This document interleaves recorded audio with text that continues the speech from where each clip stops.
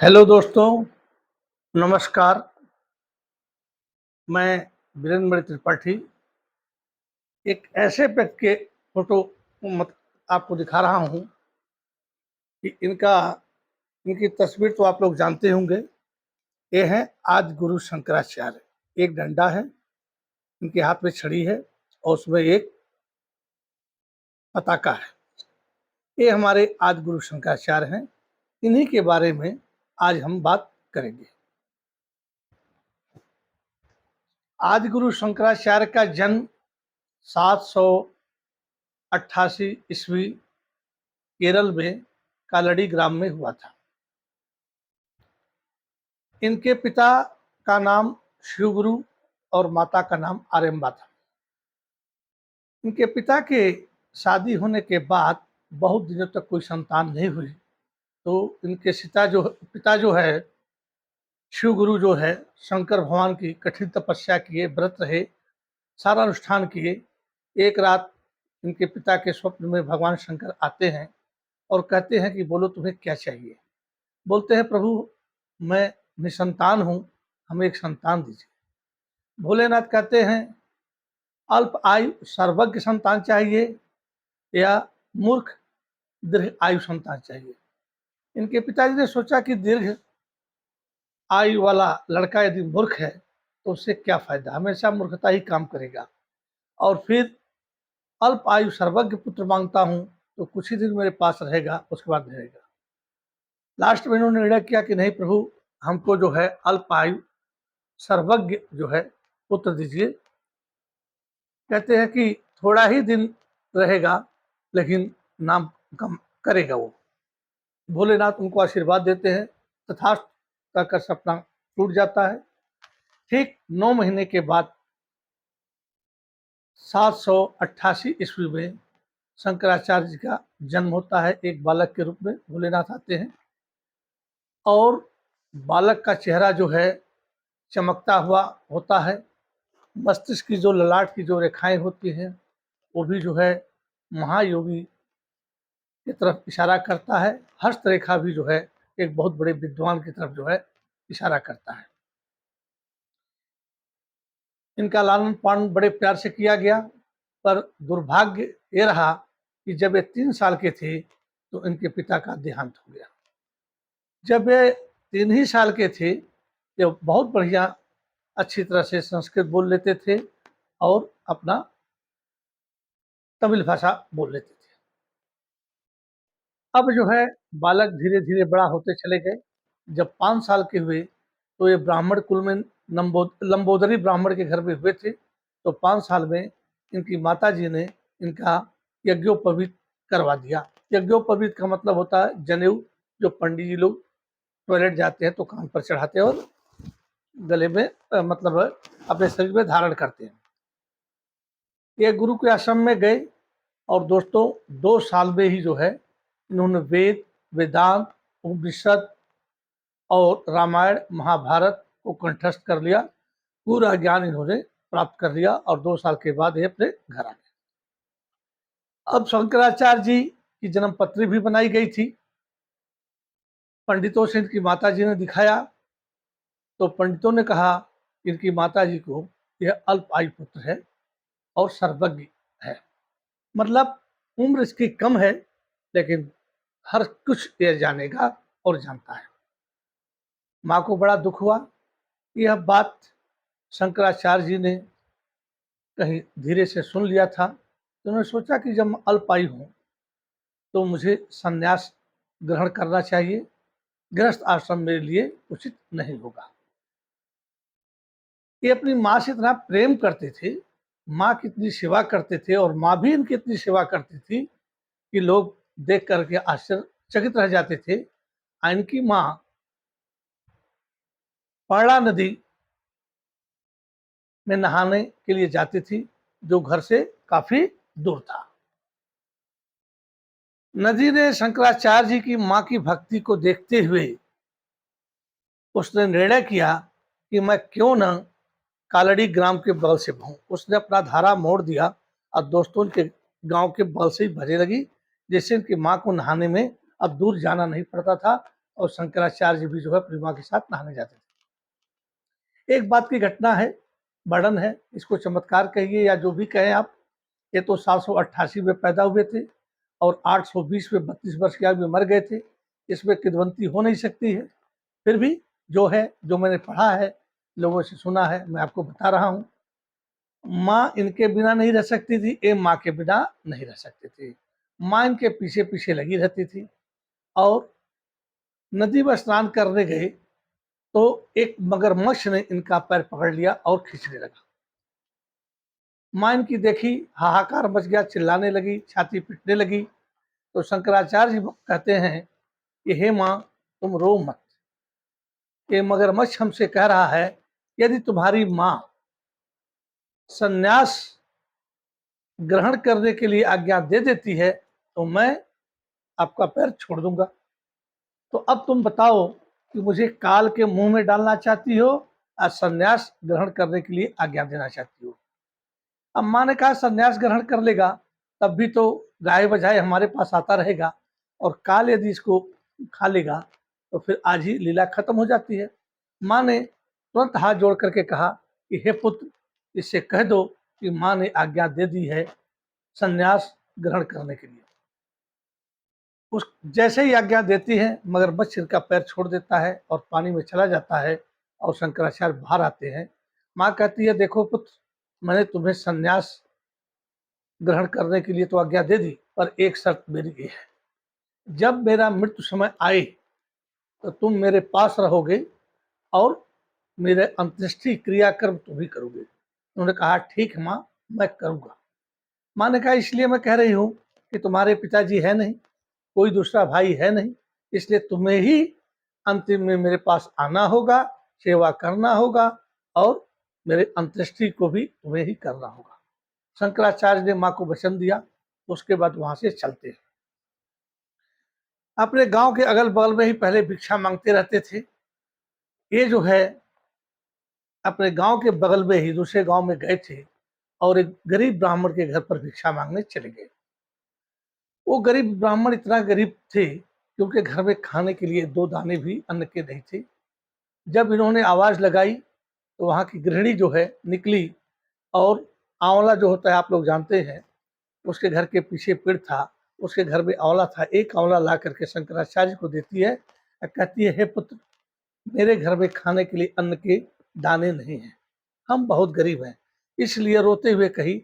और उसने आंवला शंकराचार्य के हथेली पर रख दिया। शंकराचार्य जी यह सुन करके बड़ा दुखी हुए और उन्होंने एक स्तोत्र की रचना की, कनक धारा। उन्होंने महालक्ष्मी स्त्रोत से पूजा की, प्रसन्न किया, और माँ लक्ष्मी जब इनको दर्शन दी तो उन्होंने कहा हे माँ लक्ष्मी, फला ब्राह्मण के घर में अन्न नहीं है, इसलिए उन्होंने हमको यह आंवला दिया था, तो आप ऐसा कीजिए कि सोने की आंवला की उनके घर में बरसात कर दीजिए। दोस्तों, स्तोत्र में, मंत्र में इतनी शक्ति होती है, यदि हम सही तरीके से उसका जाप करें और दिल लगा के करें, ध्यान लगा के करें, तो मंत्र ऐसे बेकार नहीं है। दुनिया कुछ भी कहे, ये बहुत पुरानी घटना नहीं है, आप ध्यान से सुनते जाइए, इसमें कोई झूठ नहीं है। आप किताब पढ़ सकते हैं, कहीं भी कर सकते हैं। तो घर में उस ब्राह्मणी के आंवले, जो सोने का आंवला था, उसकी वर्षा होने लगी और बहुत ज्यादा अपार संपत्ति हो गई। शंकराचार्य जी घूमते रहे गुरु के खोज में। इनके कुछ शिष्य हो गए। जब इनके शिष्य हो गए तो इनके साथ चलने लगे। पहले मदिरा जो है गांव से दूर देसी लोग बनाते थे और उधर ही पी लेते थे, लेकिन आजकल तो आप देख रहे हैं मदिरा शहरों में गली गली में बिक रहा है। न वो शंकराचार्य जी हैं और न वो जो है उनके शिष्य हैं। तो कुछ शराबी जो वहां पर इकट्ठे थे, शंकराचार्य के ऊपर जो है ट्यून कसा, तंज कसा कि अरे सबके बस की बात होती है, कोई मदिरा पी ले, अरे पी करके ढह जाते हैं लोग, हैं हम लोग जो है पी करके जो फिर भी खड़े रहते हैं। उन्होंने तंज किया। शंकराचार्य जी को गुस्सा आया। दोस्तों, मदिरा जहाँ बनता था बड़े बड़े मटके थे, और उस मटके के पास गए और मटके को उठाया और पूरा मटका पी गए, दारू का, देसी दारू। इनके शिष्य पीछे पीछे आए, देखे गुरुजी तो दारू पी लिए, शराब पी लिए, उन्होंने भी जो है शराब पिया। शंकराचार्य देख करके बड़ा उनको कष्ट हुआ, मैं तो शराबी को दिखा रहा था और मेरे यहाँ तक कि शिष्यों ने अनुसरण करके मेरा, उन्होंने भी दारू पिया। फिर शिष्य के साथ आगे चलते गए, एक लोहार का घर था, लोहार ने लोहे को पिघला करके एक लोहे के ही मटके में रखा था, उससे कुछ यंत्र बनाने के लिए। शंकराचार्य जी उसके पास जाते हैं और जो पिघलाया हुआ लोहा है उसको उठाते हैं और पूरा पी जाते हैं। अब इनके शिष्य देख करके घबरा जाते हैं कि अब हम कैसे गुरु का अनुसरण करें, पिघला हुआ लोहे को पीना तो आप जानते ही, इससे ज्यादा कुछ नहीं कहूंगा। तो फिर शिष्य जो है हिम्मत नहीं कर सके और कर भी नहीं पाते। वहां से चलते चलते भिक्षा मांगते मांगते जो है इन नर्मदा नदी के किनारे वेंकटेश्वर स्थान पर ये पहुंचते हैं, जहां इनके जो है गोविंद भगवत पाद बहुत बड़े आचार्य थे। गोविंद भगवत पाद जो है बहुत बड़े संत थे, एक गुफा में समाधिस्थ थे, समाधि लगाए हुए थे।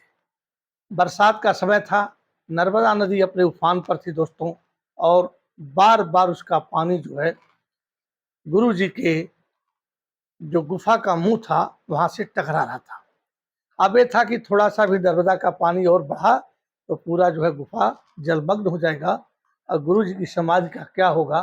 तो शंकराचार्य जी वहां पहुंचते हैं और उसके बाद एक मटका जो है गुफा के द्वार पर रख देते हैं और उसके बाद नर्मदा में पानी खूब फान लेता है, मटके से टकराता है, गुफे के मुंह से टकराता है, और दोस्तों एक बूंद पानी भी गुफे में नहीं जाता है, पूरा पानी मटके में ही चला जाता है। मटका गागर में सागर जो आप लोग पढ़े होंगे। गुरु जी का ध्यान जब टूटता है, ध्यान से जब जगते हैं, समाधि से बाहर आते हैं, तो उससे पूछते हैं तुम कौन हो? तो कहते हैं मैं न अग्नि हूँ, न वायु हूँ, न पृथ्वी हूँ, न जल हूँ, न मैं आकाश हूँ, मैं एक इससे परे एक ब्रह्म हूँ। तो गोविंदाचार्य जो है बड़े प्रसन्न होते हैं, इनको अपना शिष्य बनाते हैं और वहीं पर ये बची हुई शिक्षा को ग्रहण करते हैं और गुरु जी इनको काशी भेजते हैं और फिर काशी में जाओ और धर्म का प्रचार करो। काशी में गंगा है, एक बार की घटना है, स्नान करके आ रहे थे, तब तक रास्ते में एक चांडाल मिल जाता है, उसे कहते हटो हटो हटो, दूर हटो मेरे रास्ते से, क्योंकि चांडाल अछूत होते थे, ये ब्राह्मण थे। चांडाल वहीं खड़ा हो गया और हंसा कि हे महान विद्वान शंकराचार्य, तुम किसको कह रहे हो हटने के लिए? मेरे शरीर को जो 5 तत्वों से बना है या मेरी आत्मा में जो परमात्मा है उसको?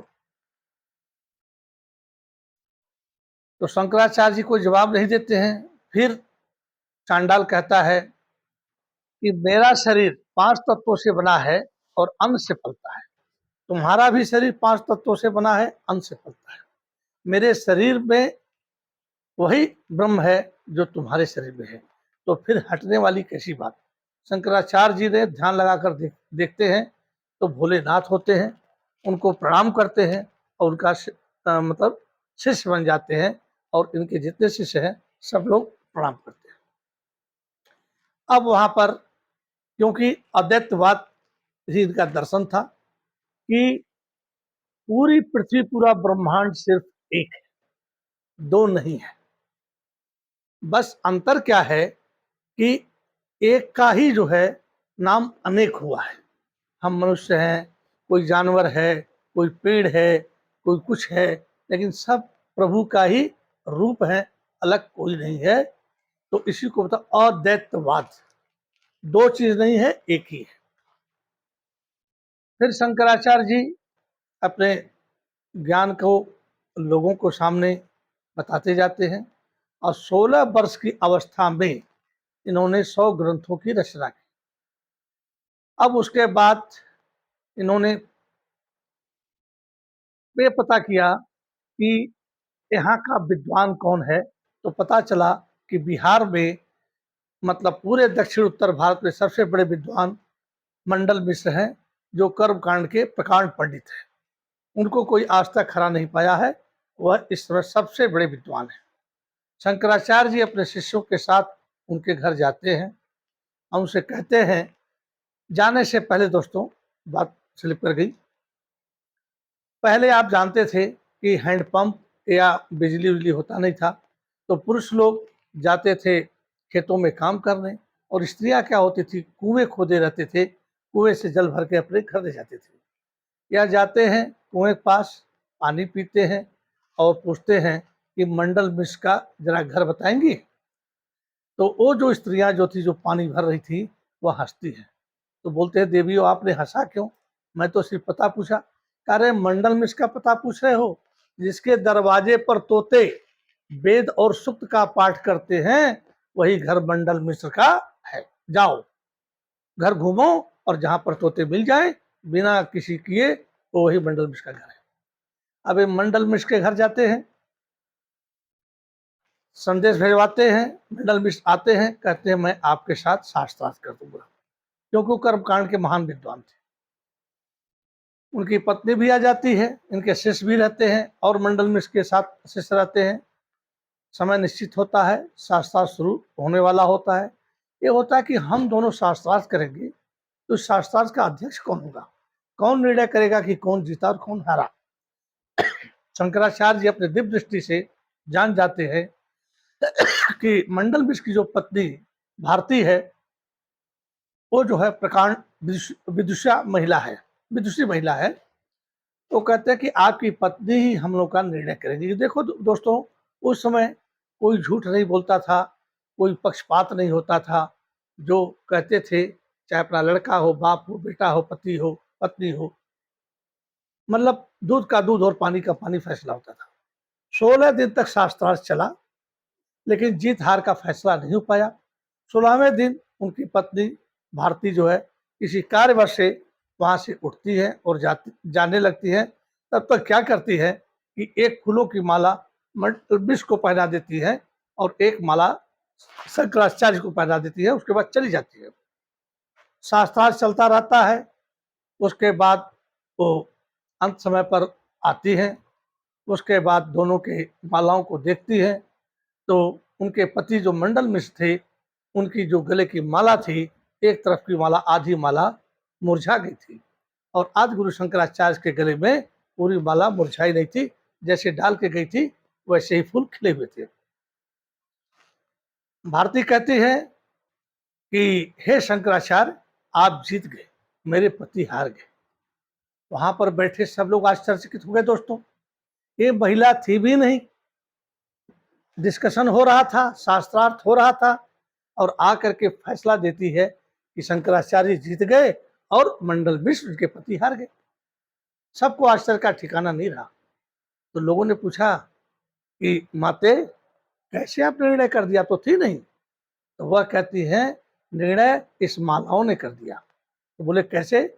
कहा, जब मनुष्य क्रोध, राग, द्वेष, घृणा से युक्त हो जाता है, तो उसके शरीर से उसी प्रकार से किरण निकलती है। आप देखते हैं कि किसी को आप याद करते हैं, तो वह आपके सामने उसका पूरा चेहरा दिमाग में आ जाता है। और उसी तरह से जब आपका राग द्वेष से भरा हुआ दिमाग जो है, जब रिएक्ट करता है, तो उसकी किरण जाती है, तो वो भी आगे वाले के ऊपर इफेक्ट डालती है।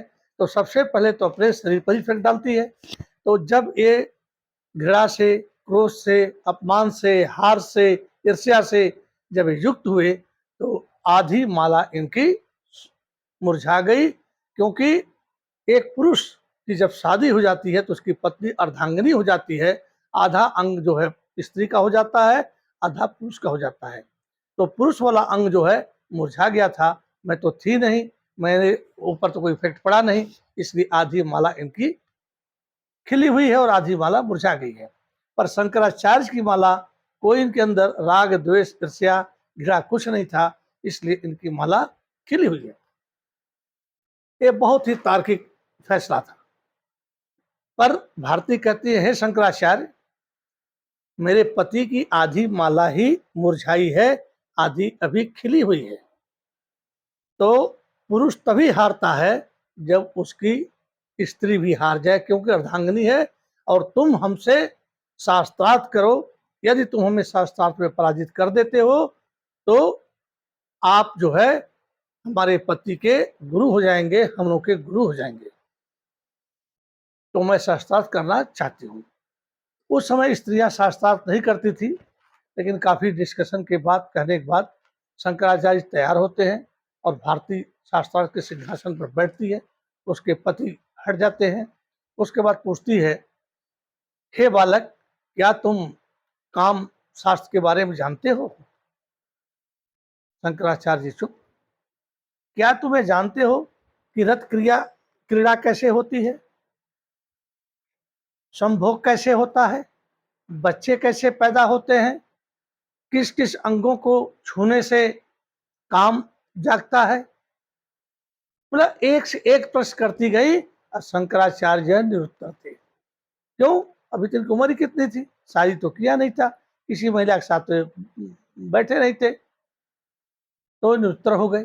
तो कहे कि क्या मैं मान लूं कि आपको कुछ ज्ञान नहीं है? जब आप सर्वज्ञ हैं, जिससे सृष्टि रची जाती है काम शास्त्र से, चाहे पुरुष हो, जानवर हो, पक्षी हो, सब लोग यह क्रिया करते हैं और यही आपको नहीं पता है, तो आपका सारा ज्ञान व्यर्थ है। शंकराचार्य जी हाथ जोड़ करके बोलते, हे माते, मुझे 1 महीने का समय दो और मैं 1 महीने बाद आपके हर प्रश्नों का उत्तर दूंगा। सभा विसर्जित हो जाती है। उसके बाद ये जो है प्रण करते हैं कि मुझे सीखना ही पड़ेगा इस विद्या को, इस कला को। एक गुफा में जाते हैं, अपने शिष्यों से कहते हैं कि देखो, मैं जो है अपने प्राण को निकाल रहा हूँ और 1 महीने के बाद आऊंगा और तुम लोग हमारे शरीर को रक्षा करना, कोई भी इसको हानि न पहुंचावे, गुफा में किसी को भी घुसने नहीं देना। शिष्य बोले, ठीक है गुरुदेव। लेटे और प्राण वायु अपना बाहर निकाल दिए। जब आदमी मरता है तो पहले, सबसे पहले प्राण वायु निकलता है और उसको 1.5 घंटा लग जाता है निकलने में। उसके बाद जब प्राण वायु निकल गई, इनकी आत्मा बाहर निकल गई, तो देखते हैं कि एक राजा की मृत्यु होती है। उसको एक सर्प काट लेता है। कोई कहता है शिकार करने आया था तो व्याघ्र ने मार दिया। नाना प्रकार के लोग अपनी अपनी विचारधारा प्रकट किए हैं। जो भी हो, एक राजा की मृत्यु हो गई थी। शंकराचार्य जी वैद्य वगैरह सब आए थे, सब ने डिक्लेयर कर दिया था कि राजा मर गए। शंकराचार्य जी, अभी उसको मरे हुए 1.5 घंटा नहीं हुआ था, उसके शरीर में प्रवेश कर गए। बांस कट गया, चिट्ठी बन गई, कफन आ गया और जैसे ही ये सब क्रिया करने की तैयारी हुई, तब तक जो है शंकराचार्य जी मतलब राजा उठ के बैठ जाता है। राजा उठ के बैठ गया, अरे राजा जिंदा हो गए, राजा जिंदा हो गए। जबकि वैद्य वगैरह सब ने जो है नाड़ी वगैरह देख करके, सांस वगैरह देख करके, सीधे का ऊंचा नीचा देख करके मतलब घोषणा कर दिया था कि राजा जो है मर चुका है।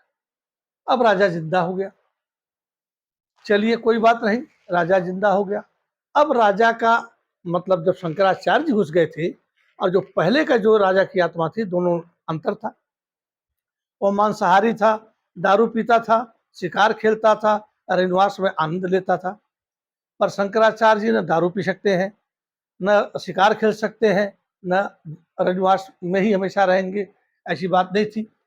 अब राजा के पास तो रानियां बहुत होती हैं, तो उन्होंने काम कला का कौशल जो था, वह अपनी रानियों, जितनी रानियां थी, आत्मा तो शरीर में शंकराचार्य की थी, पर शरीर तो जो है उस राजा का था। उन्होंने सीखा और एक एक रानियों से पूछते गए और रानियों ने एक एक चीज गहराई से बताती चली गई। क्योंकि पहले राजा महाराजा की जो औरतें होती थी, हर कलाओं में पूर्ण होती थी, हर कलाओं में ट्रेनिंग मिलती थी, तो उन्होंने सब इनको सिखाया। उसके बाद क्या होता है दोस्तों, मंत्री जो था वो बहुत ही बुद्धिमान था। कहा कि हमारा राजा पहले दारू पीता था, मीट खाता था, शिकार करता था, पर जब से राजा मृत से बाहर आया है, न शराब पीता है, न शिकार खेलने जाता है, न नाच देखता है, न मतलब किसी ऐशो आराम में नहीं रहता है, और न्याय वगैरह जो करता है बिना पक्षपात के एकदम साफ रह करता है। लगता है कि राजा तो वास्तव में मर गया था। हमारे देश में, हमारे राज्य में, हमारे नगर में कोई महान आदमी है जिसकी आत्मा इनके अंदर घुस गई है, या कोई महान तांत्रिक है, एक पर काया प्रवेश विद्या होती है उसके द्वारा जो है इसके अंदर प्रवेश कर गई है। और इतना अच्छा राजा हमको कभी नहीं मिलेगा। तो अब एक ही उपाय है कि जिसकी भी आत्मा घुसी है, जिसने भी अपनी आत्मा को घुसाया है, वह परमानेंट इसमें रह जाए। जहां उसने अपनी शरीर छोड़ी है, अपना प्राण निकाला है, उस शरीर को जला दे। क्योंकि जब शरीर नहीं मिलेगा तो ये आत्मा इसमें से निकल कर वहां जाएगी भी तो शरीर नहीं मिलेगा, दूसरे शरीर में जाएगी नहीं, फिर वापस घूम करके इसी शरीर में आएगी, और ऐसा राजा हो जाएगा तो बहुत अच्छा होगा। महामंत्री ने सेनापति को बुलाया और सारी बात बताई कि, लेकिन ये नहीं बताया कि राजा की शरीर में कोई अच्छी आत्मा प्रवेश कर गई है। कहा कि देखो सेनापति, इस राज्य का कोना कोना छान डालो, जहां भी कोई मरा हुआ है उसको तुरंत अपनी आंखों के सामने जलवा देना। एक भी लाश बची नहीं होनी चाहिए, कुत्ते घोड़े जो भी है सबको जलवा दो, कंप्लीट कर दो। इन्होंने कहा ठीक है महामंत्री, ऐसा ही होगा। फिर सेनापति अपना ड्रेस वगैरह पहनते हैं, तलवार वलवार लटकाते हैं। उसके बाद कहते हैं कि ऐसा है कि मैं राजा को भी बता दूं, जरा उनसे आज्ञा ले लूं कहीं, क्योंकि यदि मैं चला जाता हूँ बिना राजा को बताए, राजा को हमारी जरूरत पड़ गई, अब मैं नहीं मिलूंगा तो राजा बहुत नाराज होंगे, इसलिए राजा को भी ये बात हमको बता देनी चाहिए। ये राजा के पास जाते हैं, राजा पूछते हैं कहो सेनापति क्या हाल है, कैसे आए हो। ये कहते हैं कि महाराज, महामंत्री ने हमको आदेश दिया है, इस राज्य में जो भी मरा हुआ है, पक्षी, चींटी, कुत्ता, घोड़ा, आदमी, जिसकी भी शरीर है, सबको जला देना है। यही हमको आदेश है, इसलिए मैं आपको बताने आया हूं, और आज्ञा दीजिए मैं चलूं। राजा ने जैसे ही राजा के कान में शब्द गई, उनके कान खड़े होकर बाप रे बाप, मैं तो अपना शरीर छोड़कर आया हूँ और सैनिक गए और जला दिए, तो मैं फिर कहाँ जाऊंगा, मैं तो फंस गया। 1 महीने में वादा किया था मैंने। ये बोलते हाँ हाँ सेनापति जल्दी जाइए, लेट मत कीजिए। तो बहुत अच्छा कहा महामंत्री ने। यह जाते हैं, दरवाजा बंद होता है, शंकराचार्य जी लेटते हैं, और पर काया प्रवेश की विद्या से जिस तरह से घुसे रहते हैं, इसमें आए रहते हैं, निकलते हैं और जाकर अपने शरीर में समा जाते हैं, और फिर वो जिंदा हो जाते हैं, उठ जाते हैं। सैनिक जो है पूरा राज्य में एक एक चीज को ढूंढ ढूंढ कर जला देते हैं, और फिर सेनापति आते हैं, महामंत्री से कहते हैं कि हे महामंत्री, मैंने राज्य में कोई भी ऐसी चीज मरी हुई नहीं है जिसको पड़ी हो, मैंने सबको इकट्ठा करके अपने आंखों के सामने जलवा दिया है। महामंत्री बहुत प्रसन्न होता है। दोनों जो है राजा से मिलने चलते हैं कि अब राजा के अंदर घुसी हुई आत्मा निकले और कैसे जाएगी। अब तो आत्मा कैद हो गई राजा के शरीर में। तो जैसे ही जाते हैं, राजा हुआ है ऐसे लेटा हुआ है, राजा साहब की जय हो, महाराज की जय हो, महाराज धीराज की जय हो, जैसे भी जगह बोलते हो, शरीर में कोई हरकत नहीं। फिर हिला के देखते हैं तो राजा तो मरा हुआ है। अब मंत्री का माथा ठनका कि मैंने जो सोचा था वो सही था, पर ये लाश जला देने वाली बात जो मैंने सेनापति बताई थी, और किसी को तो बताई नहीं थी, तो फिर इसको पता कैसे चला। सेनापति से पूछे कि क्या तुमने राजा को ये बात तो नहीं बताई थी। सेनापति ने कहा हाँ मैंने बताई थी। मैंने सोचा कि मैं जिस काम के लिए सुबह से शाम तक लग जा रहा हूँ, यदि राजा को मेरी जरूरत पड़ गई तो राजा मुझे बुलाएंगे तो मैं कहाँ से आऊँगा। उस जमाने तो भैया मोबाइल वगैरह तो था नहीं कि घंटी दबाइए और टच स्क्रीन मारिए और मोबाइल से सेनापति जी आइए, और राजा नाराज होंगे मैं नहीं आऊंगा, इसलिए मैं इनको बता दिया था। मंत्री ने माथा पीट दिया, बोला रे मूर्ख सेनापति, ताकत से बुद्धि नहीं, बुद्धि से ताकत नहीं। इसलिए अरे जो राजा था ना, ये तो मर चुका था हम लोग के समय में, सामने वैद्य जी ने डिक्लेयर कर दिया था।